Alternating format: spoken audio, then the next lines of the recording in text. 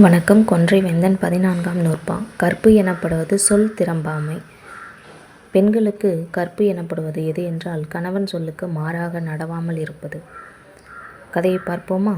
அப்பா புதிதாக தொழில் செய்ய வேண்டும் என்று விரும்பினார். அம்மாவிடம் பேசினார். அம்மா அப்பாவிடம், இதோ பாருங்க, ஏற்கனவே செய்கிற தொழில் நல்லா தானே போயிட்டு இருக்கு, பிறகு ஏன் என்று சொன்னாள். ஆரம்பத்திலேயே முட்டுக்கட்டையா? இங்கே பாருங்கள், நீங்கள் செய்கிற தொழில் உங்களுக்கு நல்ல பரிச்சயமான தொழில், இதையே பெருசாக செய்யலாமே, ஏன் தெரியாத தொழிலில் முதலீடு பண்ணுறீங்க? அதெல்லாம் எனக்கு தெரியாது, நான் அந்த தொழிலை செய்ய தான் போகிறேன், நான் யாரோட பேச்சையும் கேட்க மாட்டேன் என்றார். அம்மா எவ்வளவோ வாதாடி பார்த்தோம், அப்பா கேட்கவில்லை. புதிய தொழிலை ஆரம்பித்து விட்டார். அம்மாவும் அப்பாவும் சரிவர பேசுவதும் இல்லை. புதிய தொழில் ஆரம்பத்தில் அமோகமாக இருந்தது. காஞ்சனா, முன்னால் பெரிய பள்ளம் இருக்குது, கண்ணை திறந்துக்கிட்டு அந்த பள்ளத்தில் கீழே விழ போகிறாங்க. நாம் பார்த்துட்டு எப்படிம்மா சும்மா இருக்க முடியும், சொல்லு பார்ப்போம். சரிம்மா, பட்டு திறந்ததுன்னு விட்டுட்டு போ. அது எப்படிம்மா முடியும்? கஷ்டப்பட்டு சம்பாதிச்ச பணம் வீணாக போக முடியும்?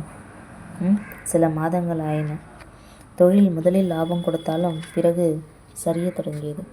இதை பாருங்கள், தெரியாத தொழிலை மேலும் மேலும் முதலீடு பண்ண வேண்டாம். இப்போயாவது செய்கிற தொழிலில் பழைய தொழிலை செம்மையாக செய்ய வேலையை பாருங்கள். இப்போதும் அப்பா கேட்கவில்லை. பலன் ஏற்கனவே செய்து வந்த தொழிலும் தடுமாற ஆரம்பித்தது. அப்பா சோர்ந்து போனார். அம்மாவிடம் புலம்பினார். நீ சொன்ன போதெல்லாம் நான் கேட்கல, இனி என்ன செய்ய போகிறேன்னு எனக்கு தெரியலன்னு கேட்டார். இப்போவும் சொல்கிறாங்க, புது தொழிலை விட்டுடுங்க, பழைய தொழிலில் கவனத்தை செலுத்துங்க. சரின்னு முடிவுக்கு வந்தார் அப்பா. பழைய தொழிலை மேற்கொண்டார். லாபம் கிடைத்தது.